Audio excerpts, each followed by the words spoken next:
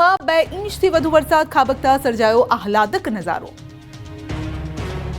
રાજસ્થાનમાં મેઘરાજા મુસીબત બનીને વરસી રહ્યા છે, ત્યારે ગુજરાત નજીકના હિલ સ્ટેશન માઉન્ટ આબુમાં પણ વરસાદ મન મૂકીને વરસ્યો હતો।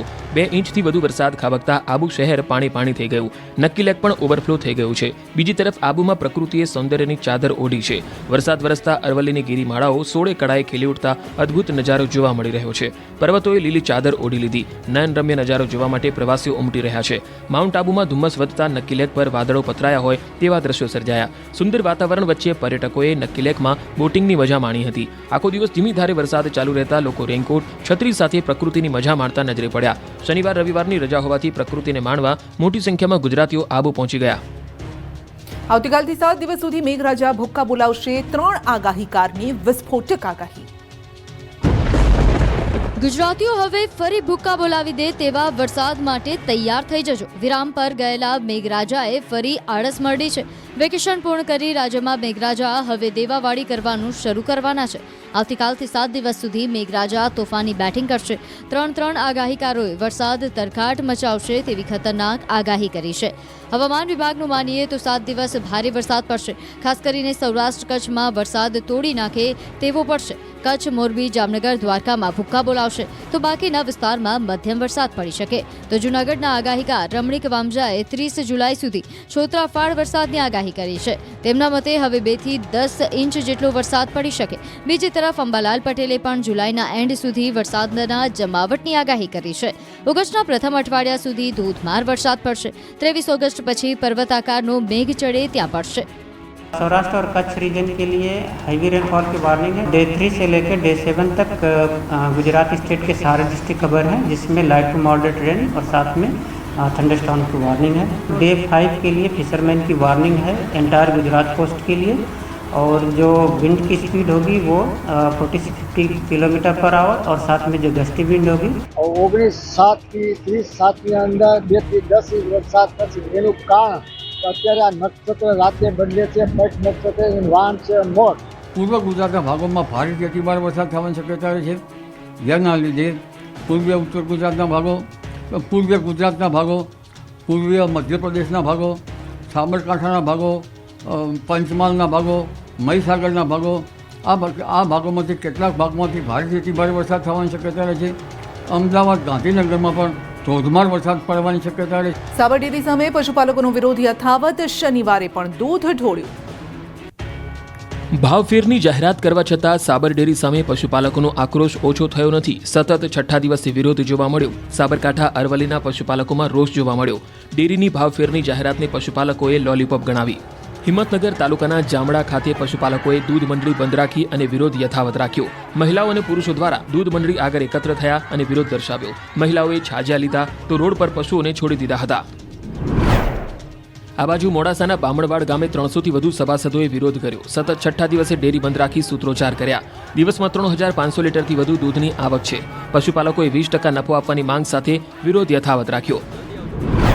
ત્યારે હિંમતનગર ઝોન 1માં સમાવિષ્ટ મંડળીઓના પશુપાલકો અને ચેરમેનોની બેઠક યોજાઈ, જેમાં સાબર ડેરીના પૂર્વ ચેરમેન જેઠાભાઈ પટેલ પણ ઉપસ્થિત રહ્યા। રાજકોટ મનપાની સભા બની તોફાની। કોર્પોરેટરોને ટીંગાટોળી કરીને બહાર કાઢ્યા। રાજકોટ મહાનગરપાલિકાની મળેલી સામાન્ય સભા વરસાદના કારણે શહેરમાં પડેલા ખાડાઓના મુદ્દે તોફાની બની હતી। વિરોધ પક્ષ કોંગ્રેસના કોર્પોરેટરોએ ખાડા મુદ્દે ઉગ્ર વિરોધ પ્રદર્શન કરતા સભામાં ભારે હોબાળો થયો હતો। પરિણામે મેયર દ્વારા વિપક્ષના કેટલાક કોર્પોરેટરોને સભામાંથી બહાર કાઢી દેવામાં આવ્યા હતા। રોડ પર પડેલા ખાડાના વિરોધમાં વિપક્ષના કોર્પોરેટરો હાથમાં પાટાપિંડી બાંધીને આવ્યા હતા। રસ્તાઓ પર પડેલા અસંખ્ય ખાડાઓ અને તેના કારણે પ્રજાને પડતી હાલાકીનો મુદ્દો ઉઠાવ્યો હતો। વિપક્ષી નેતા વસરામ સાગઠિયા અને કોમલબેન સહિતના કોર્પોરેટરોએ ચારે તરફ ખાડા જ ખાડા છેના નારા લગાવી પ્રજાના મુદ્દા પર મનપા ધ્યાન ન આપતી હોવાનો આક્ષેપ કર્યો હતો। તો પાટાપિંડી સાથે વિરોધ કરતા હોબાળો મચી ગયો। વિરોધ ઉગ્ર સ્વરૂપ ધારણ કરતા મેયર નયનાબેન પેઢરિયાએ કડક વલણ અપનાવ્યું હતું। વિપક્ષના કોર્પોરેટરોને માર્શલ દ્વારા ટીંગાટોળી કરી સભાખંડમાંથી બહાર કાઢવામાં આવ્યા હતા। મેયરે વિપક્ષનું નાટક ગણાવ્યું। કથાકાર રાજુગીરી ગોસ્વામીએ બ્રાહ્મણો વિરુદ્ધ ઝેર ઓકતા ભૂદેવો લાલ ઘૂમ। ભાંગરો વાટ્યા બાદ માફી માંગવી પડી। અમરેલીના સાવરકુંડલામાં કથાકાર રાજુગીરી ગોસ્વામીએ કચ્છમાં ચાલી રહેલી કથામાં બ્રાહ્મણો વિરુદ્ધ જે રોક્યું, શ્રોતાઓને જોઈને જોશમાં હોશ ખોઈ બેઠેલા બાપુએ ફરી ભાંગરો વાટ્યો. કચ્છમાં યોજાયેલી કથા દરમિયાન સમસ્ત બ્રહ્મ સમાજની ધાર્મિક લાગણીઓને ઠેસ પહોંચાડવાના ઈરાદાથી જાહેરમાં નિવેદન કર્યું. કહ્યું કે બ્રાહ્મણો ધાર્મિક વિધિના નામે ઊંધા ચશ્મા પહેરાવે છે, જેથી રાજ્યભરમાં ભૂદેવો લાલઘૂમ થયા હતા, રોડ પર ઉતરી આવ્યા હતા. વ્યાસપીઠ પરથી અપમાનજનક નિવેદનો બદલ કાયદેસરની કાર્યવાહીની અને માફી માંગવાની માંગ કરી હતી. સાવરકુંડલા સમસ્ત બ્રહ્મ સમાજે આવેદન આપ્યું હતું અને રાજુગીરી ગોસ્વામીના નિવેદનને વખોડી કાઢ્યું હતું. જોકે વિવાદ વધતા કથાકાર રાજુગીરી ગોસ્વામી માફી માંગવાની ફરજ પડી હતી. ક્યારેક ક્યારેક મને સમાજ માથે હસવું આવે, અને ખાસ કરીને બ્રાહ્મણો માથે, કે આ દુનિયાને એટલા ઊંધા ચશ્મા લોકોએ પહેરાવી દીધા છે ને કે જેની કોઈ સીમા જ નથી. એક વ્યાસપીઠની ગિરિમાં વ્યાસપીઠની મર્યાદાને રાખવી જોઈએ. તો હા, એ શબ્દ મારાથી બોલાઈ ગયો, એ મારી ભૂલ છે. જે બ્રાહ્મણોનું હૃદય દુખાણું હોય એમને દિલથી હું ક્ષમા યાચના કરું છું. સુરતમાં શિક્ષકની બદલી થતા વિદ્યાર્થીઓ અને વાલીઓ રોડ પર સૂઈ ગયા.